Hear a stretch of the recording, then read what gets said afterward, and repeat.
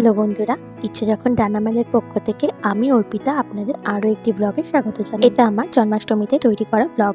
আমি আমার জগন্নাথ দেবের জন্য সেই দিন সামান্য কিছু আয়োজন করেছিলাম এবং সেটাই আপনাদের সঙ্গে আমি শেয়ার করছি আমার ব্লগে। জন্মাষ্টমীর দিন আমি আমার জগন্নাথ দেবের জন্য সামান্য পরিমাণে ভোগ প্রসাদ আয়োজন করেছিলাম, আর তাতে ছিল বেগুন ভাজা, আলুর দম, মালপোয়া, তালের বড়া আর লুচি। আর তার জন্য আমি প্রথমেই বেগুনটাকে কেটে নিয়ে নুন হলুদ মাখিয়ে রেখেছিলাম, আর অন্য একটি পাত্রে লুচির জন্য আটা ও ময়দা মিশিয়েছিলাম।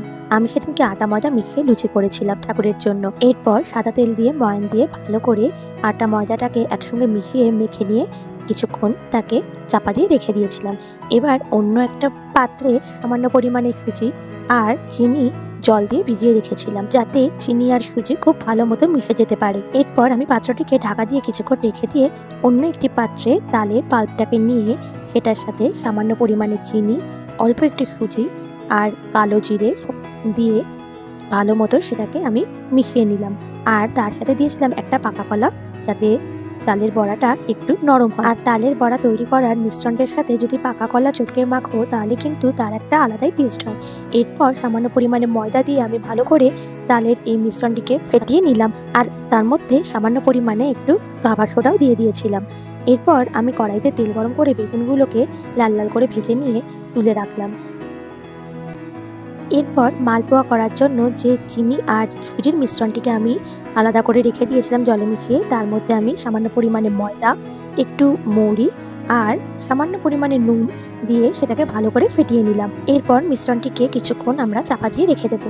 এর মধ্যে আমি কড়াইতে তেল গরম করে দুটো তিনটে তেজপাতা আর সামান্য গোটা গরম মশলা আর জিরে ফোড়ন দিয়ে প্রেসার কুকারে আগে থেকেই সেদ্ধ করে রাখা আলুগুলোকে সামান্য পরিমাণে নাড়াচাড়া করে নিলাম। আর যতক্ষণ আলুগুলো ভাজা হচ্ছে আমি অন্য একটি গ্যাসে তেল গরম করতে দিয়ে দিয়েছি অন্য কড়াইতে।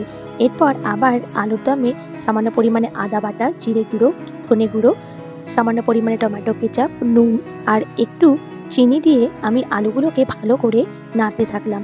তারপর নাড়া হলে আমি সামান্য পরিমাণে জল দিয়ে সেটাকে আবার ঢাকা দিয়ে দিয়েছিলাম।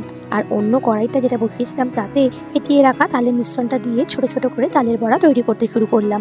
কারণ একা হাতে সব দিকটা সামলাতে হবে, তাই দুটো গ্যাসেই সমান পরিমাণে রান্না শুরু করে দিয়েছিলাম। আর তালের বড়াগুলো আমি একদম লো গ্যাসেই কিন্তু রান্না করেছিলাম। এই যে দেখো, লাল লাল করে তালের বড়াগুলো কি সুন্দর ভাজা হয়ে গেছে। এবার ঠাকুরের জন্য আমি তালের বড়াগুলো তুলে রাখলাম। এই যে আমার তালের বড়া কিন্তু রেডি হয়ে গেছে।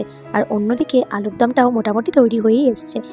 আর একটা কথা বলতে ভুলে গেছিলাম, আলুর দমে কিন্তু আমি লঙ্কার গুঁড়ো আর কাশ্মীরি লঙ্কার গুঁড়ো দুটোই ব্যবহার করেছি। এবার আমি আলুর দমে মিশিয়ে দেবো মিক্সিতে বেটে রাখা কাজু বাদাম আর চারমগজ বাটা। নিরামিষ আলুর দমে কাজু বাদাম বাটা দিলে কিন্তু তার টেস্ট একটা আলাদাই এসে যায়, তাই না? এবার আলুর দমটা মোটামুটি হয়ে গেছে। এবার নামানোর আগে আমি কসুরি মেথি, সামান্য পরিমাণে গরম মশলার গুঁড়ো দিয়ে কড়াইতে ঢাকনা চাপা দিয়ে কিছুক্ষণ ওইভাবেই রেখে দেবো আলুর দমটা। এরপর যে কড়াইতে আমি তালের বড়া ভেজে নিয়েছিলাম সেই কড়াইতেই আমি মালপোগুলো ভেজে নেবো এক এক করে। এই দেখো, ব্যাটারটা এত সুন্দর মাখা হয়েছে যে মালপোগুলো কিন্তু খুব সুন্দরভাবেই ভাজা হয়েছিল সেদিনকে।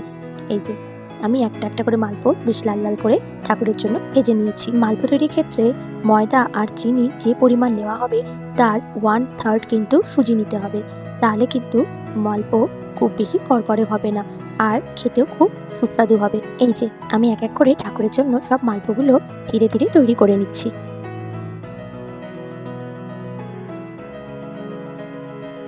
এদিকের কড়াইতে যখন মালপো ভাজা চলছে তখন আমি আলুর দমে কড়াইটা নামিয়ে দিয়ে ওই দিকের গ্যাসে আরেকটি কড়াই বসিয়ে দিয়ে তাতে প্রায় 1/2 লিটার মতো দুধ চাল দিতে বসিয়ে দিয়েছি ক্ষীর তৈরি করব বলে। আর ওইদিকে আমার মালপোগুলো মোটামুটি ভাজা হয়ে গেছে। এই দেখো, আমার মালপো আর তালের বড়া কিন্তু অলরেডি রেডি হয়ে গেছে। আর ওদিকে দুধটাও ফুটে উঠেছে।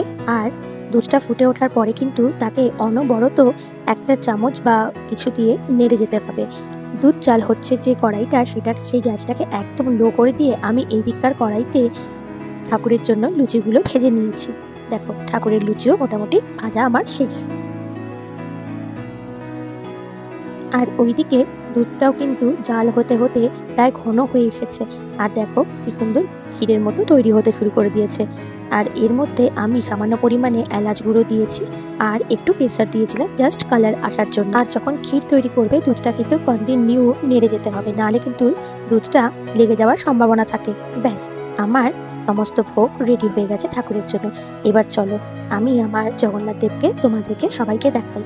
দেখো, জগন্নাথ দেবকে স্নান করানোর পরে সুন্দর করে সাজিয়ে সিংহাসনে আমার জগন্নাথ দেবকে অধিষ্ঠান করালাম। এবার জগন্নাথ দেবের পুজো দিয়ে ভোগ দেব।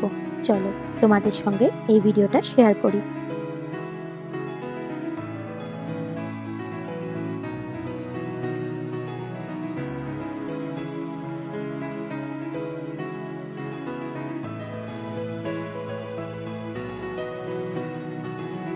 জন্মাষ্টমীর দিনকে আমি আমার সাধ্যমতো আমার জগন্নাথ দেবের জন্য যতটুকু পেরেছিলাম আয়োজন করেছিলাম। এবার তোমরা দেখে বলো আমার জগন্নাথ দেবকে কেমন লাগছিল সেদিনকে। আর যদি ব্লগটি ভালো লেগে থাকে দয়া করে সাবস্ক্রাইব আর লাইক করে দিও। তোমাদের সাপোর্ট আমার একান্ত কাম্য। আবার অন্য কোনো ব্লগে দেখা হবে। টাটা বন্ধুরা, আজ তাহলে এখানেই শেষ করলাম।